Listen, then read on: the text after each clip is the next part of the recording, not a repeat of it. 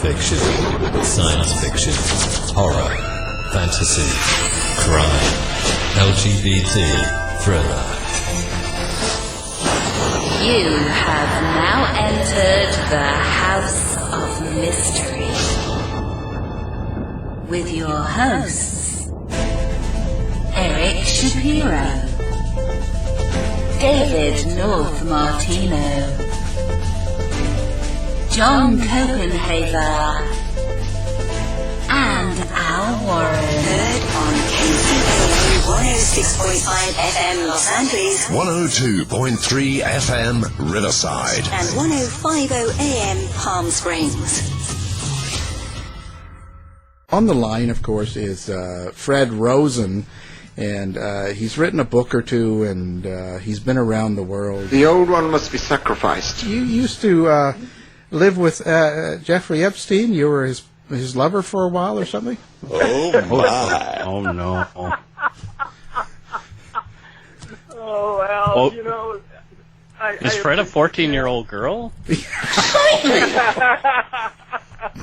He's 15 now. I wish I was 15. No, I'll tell you what happened. The truth. No, I'm going to lie. I didn't realize until the whole thing started breaking, okay, that I went to the same high school in Brooklyn, Lafayette High School, at the same time that he did, which means, of course, I just admitted my age. But I didn't know him. Okay, I didn't know him. And it also happens that we lived in Coney Island at the same time. I always make the joke that my parents were the only ones that bought into the idea of urban renewal. And I lived in Coney at the same time, and thank God I got out of there, and thank God I got out of Brooklyn. But Epstein was not an acquaintance or anything, though I have to go back and take a look at the yearbook and see, you know, if he looks familiar. You know what I mean? You know, sometimes, you know, you guys know what I'm saying. You pass somebody in the hallway and blah, blah, blah, and then years later. But I never in my life thought that, you know, I would have any connection to that piece of you-know-what. Yeah. Well, you know, what do you think? So, murder or suicide? Well, I was reading just now up on this because I knew we were going to talk about it. I'll just tell you how I feel about it. The forensic evidence seems to show that this was probably a murder. Why? Because first the hyoid bone was broken. Now that is not a common occurrence. You know, that's the bone right next to a man's Adam's apple. That's not a common occurrence. You probably know this, Al, that it's not a common occurrence in suicide. It's a common occurrence when somebody strangles you, you know? And there are other broken bones in his neck. Now, that doesn't mean it you know, it's an absolute yet. But you got to say to yourself, wait a second. You got the New York City coroner is not saying what the final cause of death is or the method of death. That's, you know, as you know, it's two different things. Well, they said that they were waiting for the FBI investigation before they would release any comments on the cause of death. That's what I heard. Yeah, well, yeah, but see, to me, that's cover. And look, I don't. You know, I don't want to get political per se, but I don't trust the FBI. And I think, and fact of the matter is most law enforcement, local law enforcement, don't. And in this particular case, we don't, you know, if this was a murder, then the question comes in, okay, who done it and why? The why is as important. Where does it lead? I mean, I think we can probably rule out Prince Andrew, you know. Yeah, nobody cares. Yeah, I don't, yeah, but, you know, the president has, oh God, the guy is implied that the Clintons were behind it. Excuse me? You know, but you know, this is a very, very bad situation, obviously, because we don't know what happened. We don't know where the trail leads. And my response to this is usually what I say is call in the Avengers, you know. Let Dr. Bruce Banner investigate, you know, and if you get him angry, you'll see what will happen. So, seriously, this is a very, very bad situation. And guess what, guys? We're paying for it. You know, we're going to be paying for the investigation. Though, the other thing is, did you know that Gerald Nadler is looking into his committee? No. On the Judiciary Committee? Yeah, the Judiciary Committee. That's it. You know, that's what he says. You know, and I'm going to take him at his word that they're going to look into it. And I will also tell you honestly, no, I'm going to lie, that This is the most fantastic story I've ever heard. And every word of it's true, too. That's the fantastic part of it. I volunteered my services to my congresswoman to investigate this. Her name is Debbie Wasserman Schultz. I'm sure you've heard of her. Oh, yeah, yeah. And I'm not a big fan of hers, but nevertheless, I said to myself, you know what? Wouldn't it be nice if you put some independent people on this who aren't connected to anybody? You know what I mean? Yeah. It's still a president. Who wants to have a president who's involved in... Well, he is involved, isn't he? A little late for that, yeah. Yeah.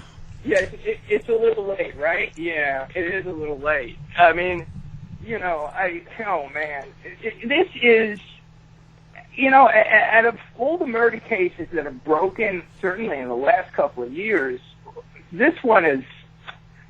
This is a really troubling one. At least to me, you know, to me it is. It's well, they very need troubling. to find out what happened. I mean, it's stunning. Every day you hear something like, well, one of the guards wasn't actually a guard.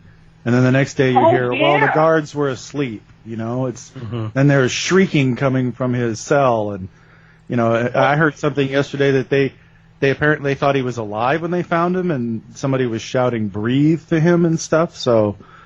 Right. It's really puzzling. Maybe he was trying to have sex while he was hanging himself.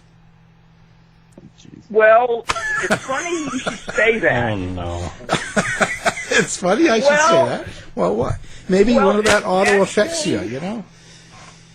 Actually, not so much, but we know a very famous actor who hung himself because he was trying to have an orgasm. Right. Carradine. That's Yeah, how he Dan actually Carradine. died.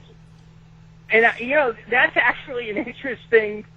That's an interesting theory. But again, the problem is forensically. We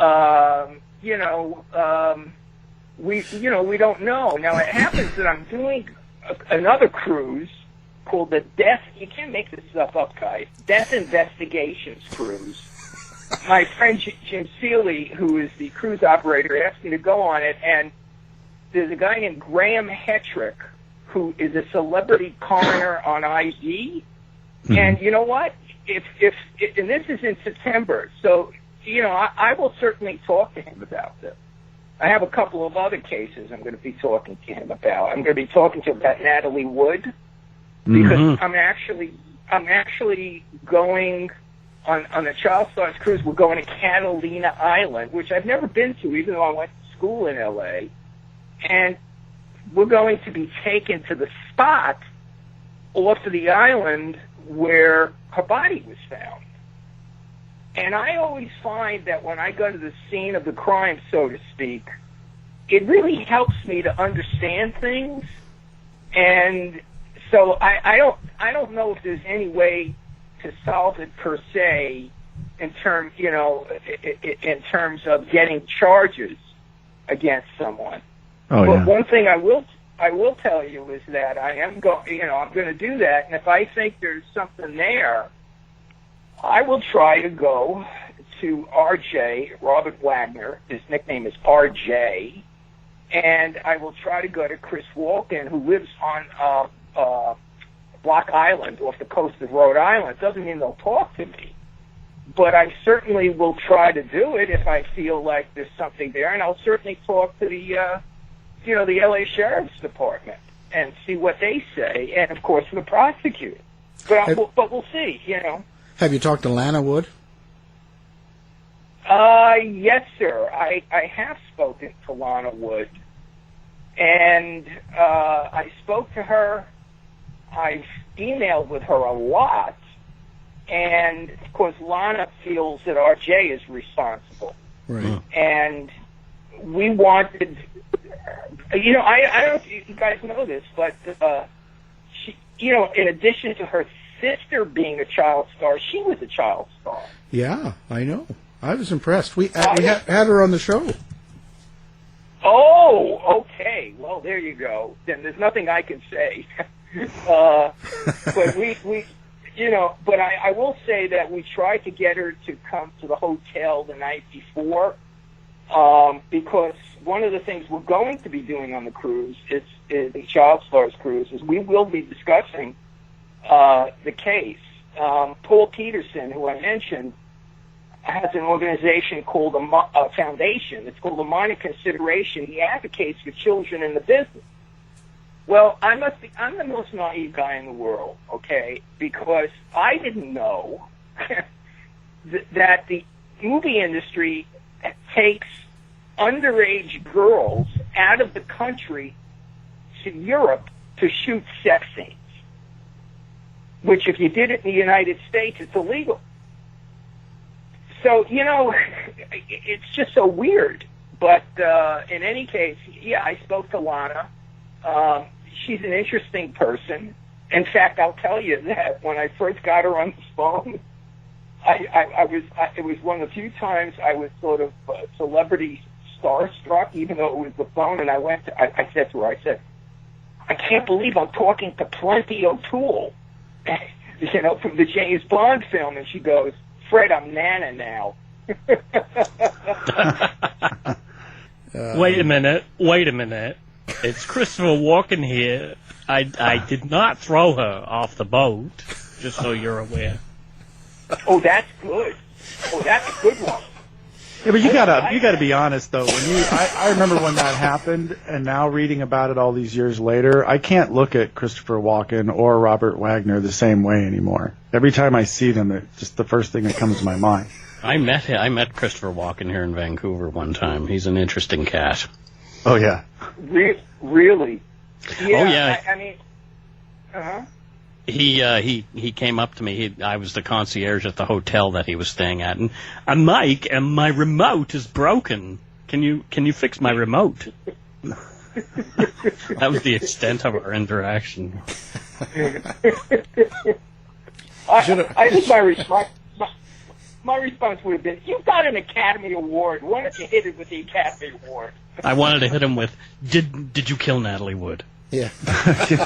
Well, I'm sure that when Lana was on, I'm sure she told you what she told you why they split up originally, right? Yeah, the other two guys here, they don't know, and probably the audience now doesn't know. That was over a year ago, if you want to go into it. Well, I don't mind mentioning it because it's coming from her. What Lana said was that after Natalie married RJ, I think it was around 1960, and then they divorced 3 or 4 years later. What Lana said was the reason for the divorce was that she found RJ in bed with a guy. Okay, Oh. And so that's what she said. I have no reason to doubt her. But I think the real point here is, okay, you're being cheated on. Now look, it's got to be, I assume it's worse, when it's somebody of the same sex, whatever, but that's not the point. The point it's better. Yeah, right. It's probably better. Yeah. But here's the thing: why do you remarry the guy? And I think I know the answer to that, because being a child star, I think she had very little self-esteem. That's just the way a lot of these kids are. One of the people involved in the cruise, one of the tour operators, wanted Dawn Wells. Oh, wow. Yeah, for sure. She's not a child star, but she was going to be like special guest star. But her manager wanted a separate cabin for himself. You know, excuse me. You know, I mean, I understand she was big then. Well, is the cruise more than a 3-hour tour? Because I'm so-called friends with Dawn Wells on Facebook for several years now, and I have to say she seems like a really sweet lady. She really is very I'm sure she fun and friendly and respectful and courteous. She writes back and she really appreciates her fans. Oh yeah, I'll tell you another person that again, you mentioned something really interesting about Facebook. I know this has nothing to do with crime, but I got friendly with Allison Arngrim, who played Nellie on Little House. Oh yeah, and she played Nasty Nellie, and she's yeah. going to be appearing at the hotel that we're staying at the night before. She's got a tremendous book called Confessions of a Prairie Bitch. Yeah. She's gotten a lot of hate over the years. Oh, yeah. People really... I remember when I was a kid, people really hated her. Yeah, but you see, that's what's so interesting about actors, that exactly what you're saying, which is when you feel that kind of emotion toward an actor, I think what that is about is they get some humanity into the character, and that humanity is who they are as a person. And she has been the nicest person to deal with. You know, that's what's so nice about doing this particular job, which is, isn't it nice when you're dealing with nice people and you get paid for it? You know, that's pretty cool. You know, and hell, maybe I'll solve a murder. You know, I usually stay clear of celebrity murders, but this is Natalie's a different situation. Are you going to reenact the murder? No. Well, just seriously though, has anybody ever done that? Try to figure out, to see like where how the boat was positioned and how she could have gotten from point A to point B. I've read one of the books about it, but I don't think I've ever heard of anything like that. No. The one, I think maybe you read the same book as me, Dennis Davern's book. He was the captain. Yes, you know yes. what? As far as I know, it's never been, what do you call it? They've never reenacted. And Lana, in an email to me, I was asking her questions about, well, supposing that we know for a fact from Dennis Davern's testimony that Natalie and RJ were arguing in their cabin. Davern says he came out on deck at some point. RJ's looking in the water and says she's gone. Davern wants to put a searchlight down to find her. RJ stops him, goes up on the bridge, and calls not the Coast Guard. His first call is to his lawyer. Mm-hmm. So but here's the problem. The problem is they were all drunk. You know, you got, and I don't have to tell you this, Al. You got to have some direct evidence to get a conviction, and certainly unless Wagner has some sort of conscience, something happens, he's not going to say anything. I think he's 89 years old now. Yeah. Well, I'm glad that's when he said, when Fred said, people know that Don't have to tell you, Al. I thought about being drunk on a boat. Yeah. Well, I didn't mean it that way. Hey, you know what? Maybe you can ask Dawn Wells. She can be the person you reenact with. Well, what Lana's point was that the what do you call it? The railing. I mean, Natalie wasn't a big woman. That the railing was such that she couldn't have just gone in suddenly. She was saying it was higher. Okay, and too high for an accidental fall. Yes, that's what she was saying. But I think the other point here is, I'll just mention it. At her encouragement, I got a hold of the autopsy and the toxicology, and it was very enlightening because Natalie had bruises all over her body pre-death. Okay, how did she get the bruises? Duh. How did she get the bruises? They weren't consistent with a fall? No, they were not consistent with a fall. They were very specific about that in the in the autopsy. Plus, the tox screen, showed she had a lot of booze in her system. But so again, I mean that messes it up to some extent, But you never know. Like I said, maybe I'll see something that I'm not holding my breath, but heck, I'm going to try, and I'll report back. We'll be waiting. Yeah, please I do. won't sleep. You filthy criminal. Well, I've got an inside story. Don't know if it's true. That you've got a secret book coming out. Yes, sir. And you've been very helpful without going into details. I have a book coming out. Hopefully, it'll be out before the end of the year. We're in final contract negotiations. This is the first time I've spoken about it publicly, but it's been a lifelong dream of mine to write a book about William Barclay Bat Masterson. Oh, wow. The Masterson, of course, was he was the sheriff of Dodge City. But what most people don't know is that he came to New York City at the turn of the 20th century and became a crusading reporter. And while he specialized in sports, boxing, he got involved with the most celebrated murder case in New York State, which was termed the trial of the century, and it became the basis for Theodore Dreiser's An American Tragedy and later the film A Place in the Sun with Monty Clift and Liz Taylor and Shelley Winters. And Masterson solved it.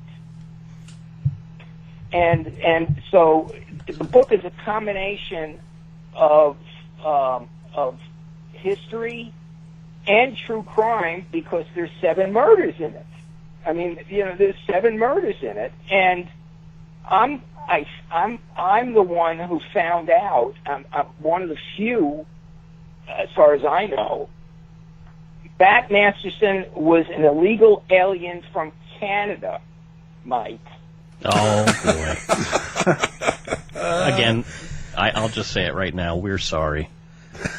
No, but that's the whole point. No, don't be sorry, because it's what I discovered when I was researching the book, and it's all there, is this. The United States immigration laws, there's nothing new about immigration laws changing. They change according to whoever the president is. And so when he first came across the border in 1861, it was legal, because they wanted people to settle the western frontier. Well, they changed it. And what did Bat do? Every time, up until I think 1950, there was a question on the census, where are you from? He lied every single time, because he knew if he told the truth that he was a Canadian, he would be deported back to a country that he never called home. And the kicker to the story is, and I really hope that the president learns about this, because, hey, I'll be on the bestseller list, because Masterson is on a stamp. So we have a dreamer on a stamp. and that's just cool, you know. And to me, the guy is an example. And it happens that my father was a Polish immigrant. And so I've always been very partial to immigrants. And now with everything that's going on today, I said, well, gee, this is relevant. So that's the reason that I wrote the book. And I feel very lucky, because if I'd written it years ago, I never would have found out that he was a dreamer, you know? I never would have found that out. And and by the way, it's funny to me, because even though I've worked in the movie business, and I did my degree at USC's film school, I'm always surprised when I find out how many Jews are actors, because they change their names. And it turns out that there I was as a kid watching Bat Masterson starring Gene Barry. Guess what? Gene Barry is a Brooklyn Jewish boy whose real name is Eugene Klaas. Yeah. Klaas. And he went to New Utrecht High School, which was down the block from Lafayette High School. And no, he didn't know Jeffrey Epstein. But you know, but you see, again, it's interesting. So I'm just very thankful that I've been able to do it, and hopefully that it'll be out before the end of the year. And I'll also say something else which I haven't talked about publicly. I needed someone to write the foreword, and I'm good friends with a childhood idol. His name is Will Hutchins. He played Sugarfoot on ABC TV, and he's a terrific writer. But we lost touch for a little bit of time, and I needed somebody to write forward. Tony Dow, who played Wally and Leave It to Beaver, wrote the forward. Wow. And Tony always wanted to do a Western. So I'm very, we'll see. I'm hopeful that, the book will do well, and, we'll see what happens. Wow. You should sign a copy when you get it done and send one to the president. Because we all know how much he likes to read. I mean, if they talk about it on Fox and Friends, he'll know about it. Yeah. Oh, you see. Just as long as the book has some pictures in it, Wait a minute. You just gave me an idea. I hadn't thought about sending a copy to Fox and Friends. Yeah. There you go. That's a great idea. Bastion of literary review, yeah. Oh, for sure. And it's about a dreamer. Call it Don't Fall in Love with a Dreamer. Yeah, Don't Fall in Love with a Dreamer. Yeah. The funny thing, it's really funny, because it turned out that the TV show, of course, was based on a book, the first biography of Masterson, and Gene Barry's portrayal was extremely accurate, except they didn't deal with what happened later in his life, which is much more interesting than, being a buffalo hunter and a scout and an Indian fighter and all of that stuff. I mean, for God's sakes, Masterson covered Jack Johnson's fights, the first black heavyweight champion. He covered those fights. So, this is all fascinating stuff to me. Was Bat Masterson also the guy that Natalie found in bed with RJ? No. Why do we have to go back there? Yeah, Al, you're going to be in radio jail soon. Well, join my Facebook. But I can't say this. since I know what year it was, there was a guy named Stuart Lake who wrote the fictionalized biography of Wyatt Earp with Wyatt Earp in Hollywood in the late 20s, early 30s. And there's this guy Lake he didn't die until the middle 70s. So, hey, anything is possible. You know? There you go. We can start a new rumor. Conspiracy. Let's get on That's what we need, Al. Yeah, right. It's more conspiracy theories and rumors. As long as conspiracy theory. Yeah, and I like how he mentioned Mike in Canada, like he was somehow involved in that. That was. Yeah. I didn't mean to interrupt you, Mike. Sorry. As long as there's pizza, I'm good. How did you choose this, and how do you choose your stories? You've written a lot of books, true crime and true history, like Garfield and stuff. What makes you select a topic and do it? Wow, that's a great question. Thank you. You're welcome. What makes me select a topic? I've thought about that recently, believe it or not. And what makes me select a topic is I need to have some sort of, even though journalists are not supposed to be emotionally involved, I need to have some sort of emotional involvement. There has to be something there that hits me in my gut. And I'll give you an example. There was another TV show that I watched as a kid called The Rebel, starring Nick Adams, and Nick played the part of Johnny Yuma, who was a Confederate soldier who roamed the West after the Civil War because he didn't have a place for himself.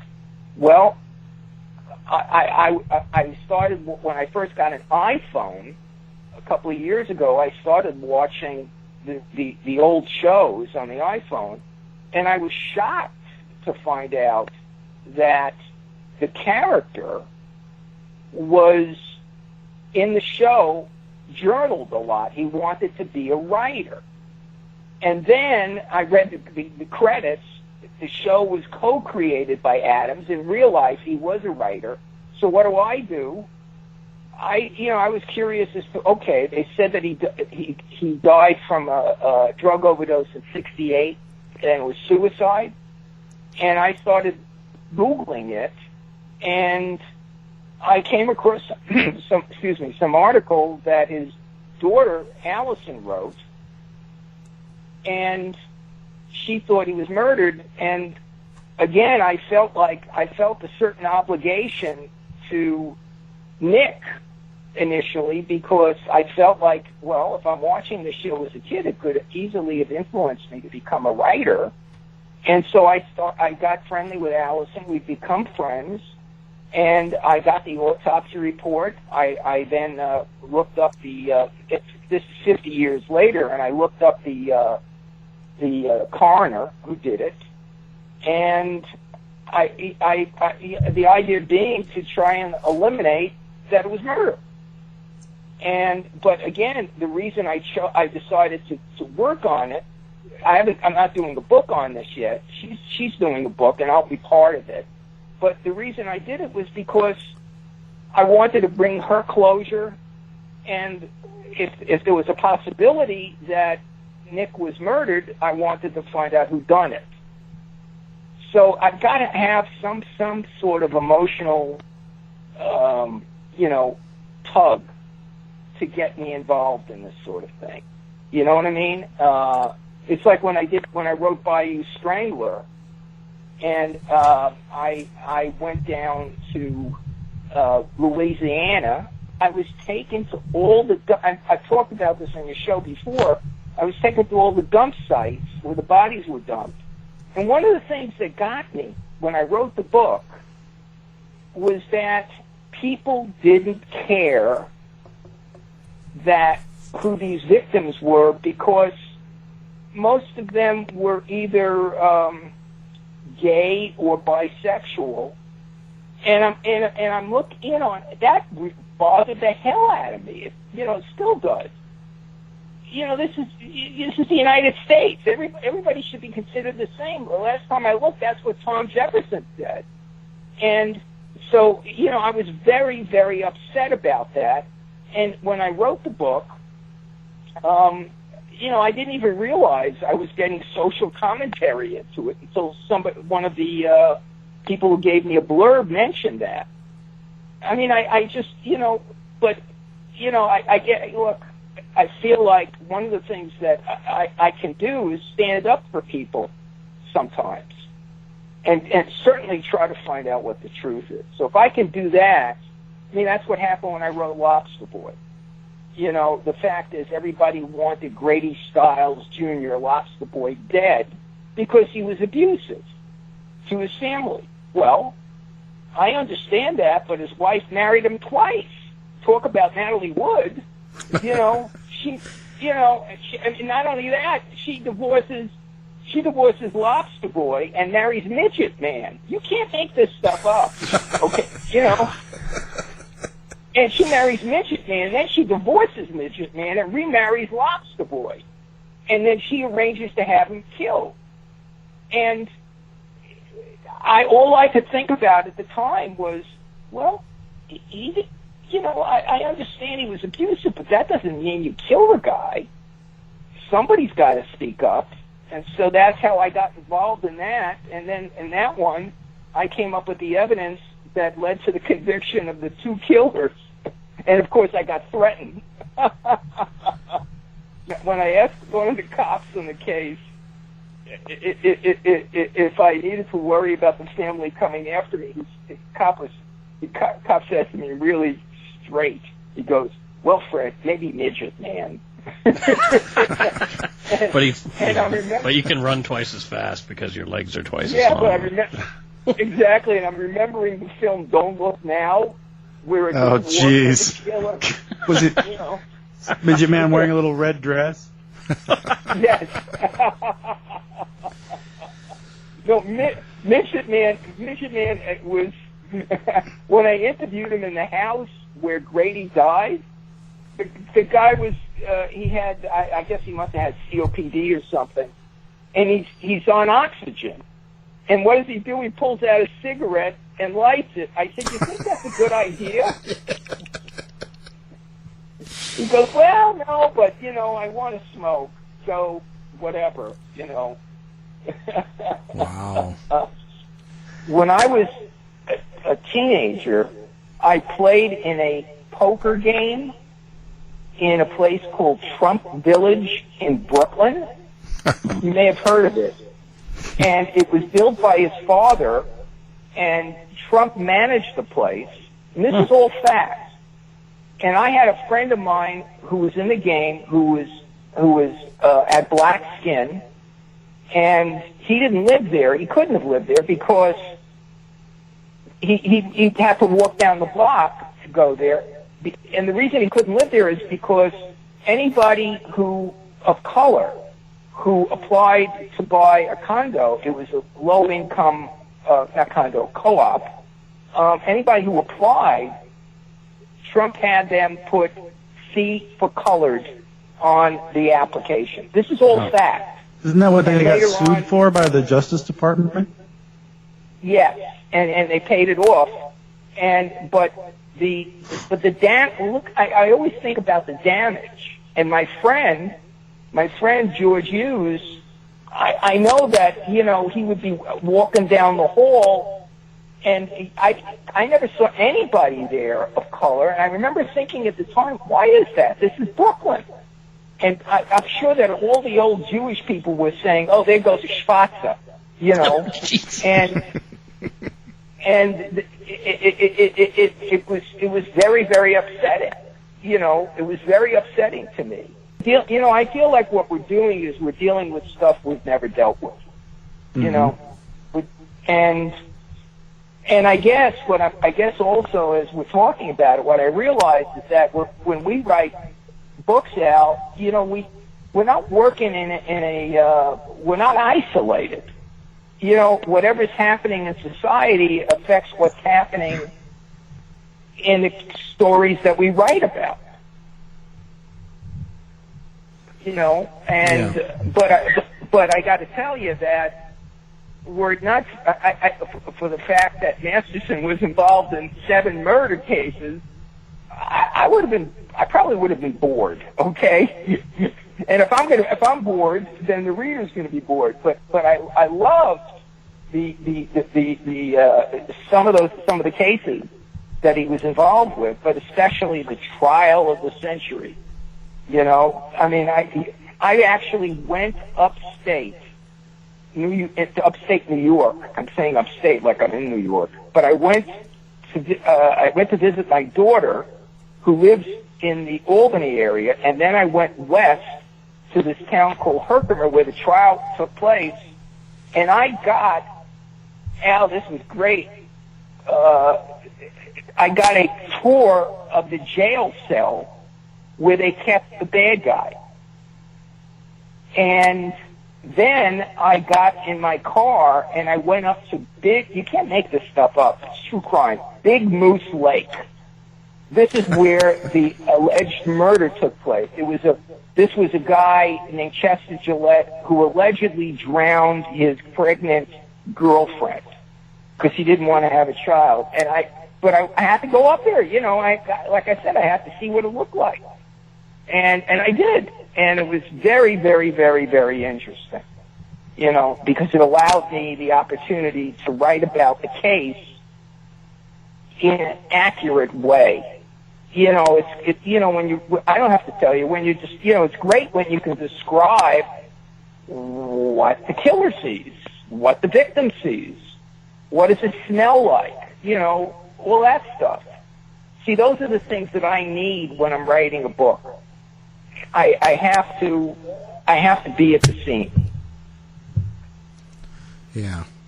And when you were in New York doing the Trump back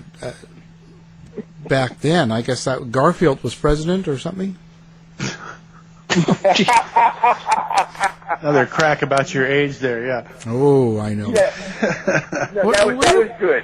Where do people get a hold of Fred Rosen and contact you about something?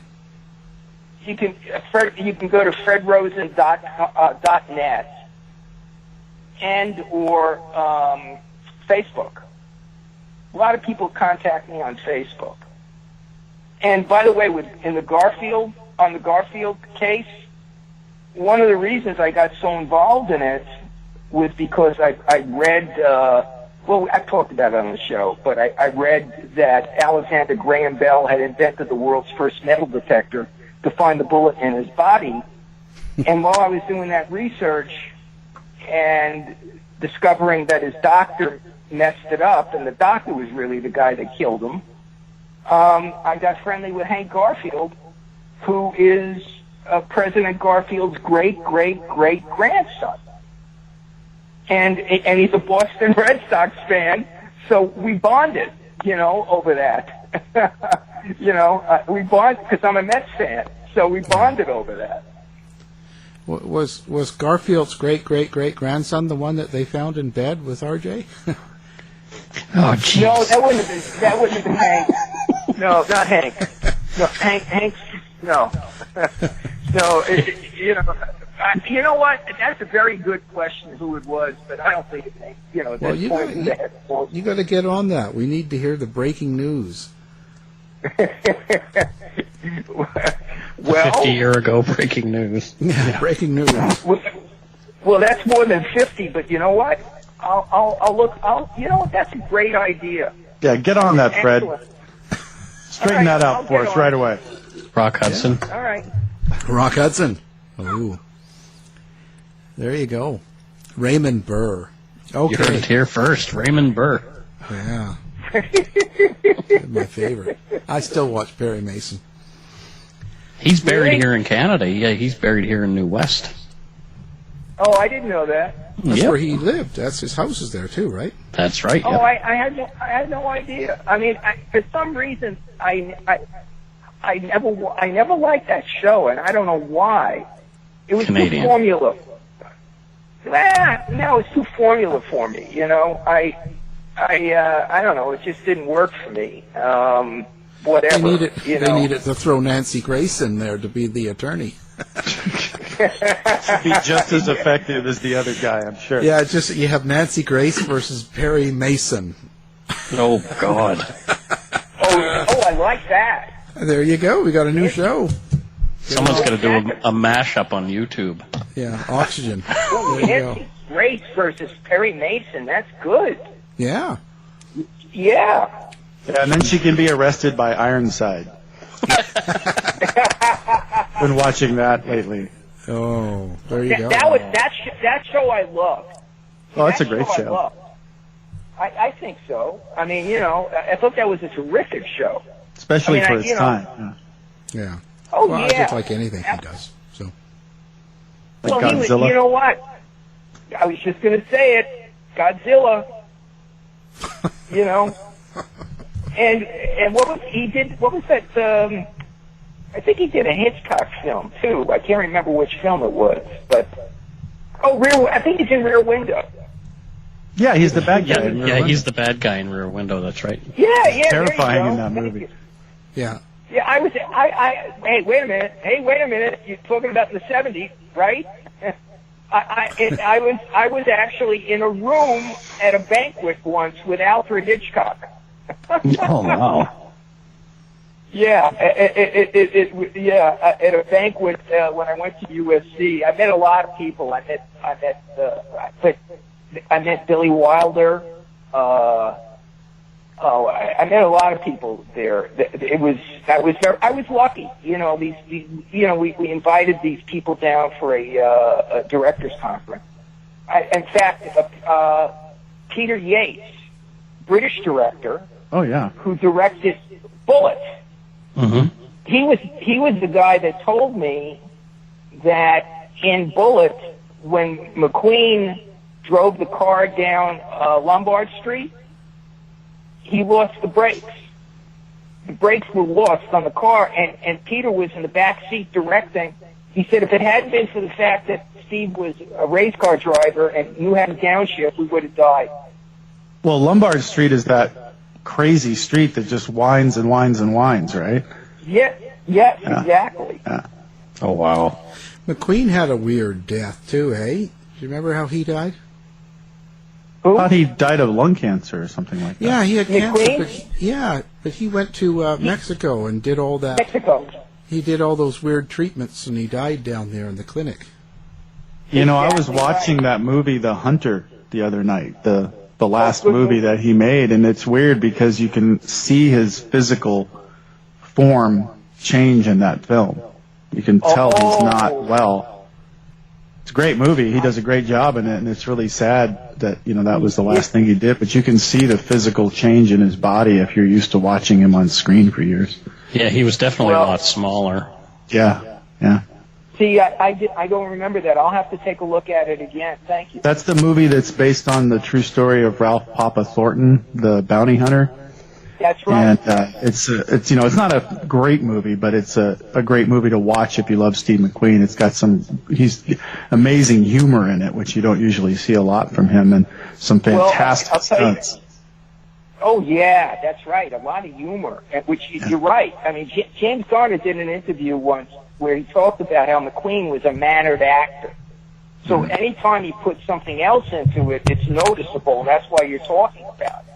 Oh yeah. Wow. In fact, I can also tell you that when I interviewed Robert Wise for something, Bob had directed McQueen in, come on, Fred, in, it's the movie where it's a movie that takes place after World War I, where McQueen is a sailor. The Sand Pebbles? Sand Pebbles, yes. Yeah. And I told him that I love the scene. There's a scene where McQueen's on the lake with a young Candy Bergen in a rowboat, explaining to her why he joined the service. And he says, "Well, I blinded my principal in a fight, and they gave me a choice between going into the service or going to jail." And so Bob Wise says to me, "You like that scene, Fred?" I said, "Yeah." He says, "I stole it." I said, "What?" He says, I stole it. It's the same scene from Here to Eternity where Monty Clift explains to Donna Reed why he got in the service. And he looks at me and he says, "Fred, always steal from the best." Well, on that note, we have to call it quits. It's the end of the show, and we always appreciate Fred coming by and entertaining us for the hour. And Fred calls Candice Bergen candy. Yeah, I'm sorry. Yeah, whatever. Yeah, candy. Yeah. Thanks a lot, Fred. Yeah, thank you. We'll make sure much. to steal from you. Please. Okay. You've been listening to the House of Mystery radio show. To find out more about our guests, hosts, or show, go to www.houseofmystery.com. Show's over for now. Was it as good for you as it was for me? Well, good night. This has been a production of Something Weird Media. I'll be back.